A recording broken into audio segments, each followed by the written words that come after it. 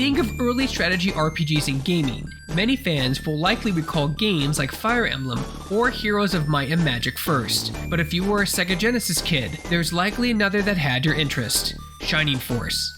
This fantasy RPG was first released in 1992 and established on a solid foundation on which Sega would create a number of further titles in the same vein.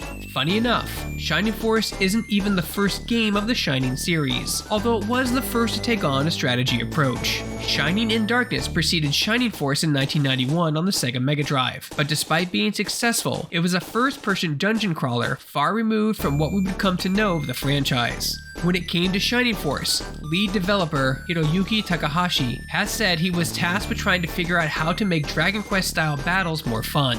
In an interview in May 2012, Takahashi recalled that it was an obscure Japanese PC game called Silver Ghost that gave him the idea to control multiple units on a field singularly and strategically. The result ended up being a rich and enjoyable tactical experience in which players use different classes of characters to engage in diverse combat, leveling and collecting new skills, as well as eventually being promoted to stronger units. Player expression was quite incredible in Shining Force, where you could collect around 30 characters, but could only utilize 12 of them in the battle at a time. Shining Force is also so beloved that it has been re-released several times over in Sega collections, and even on Nintendo Switch Online's plus expansion pass game libraries.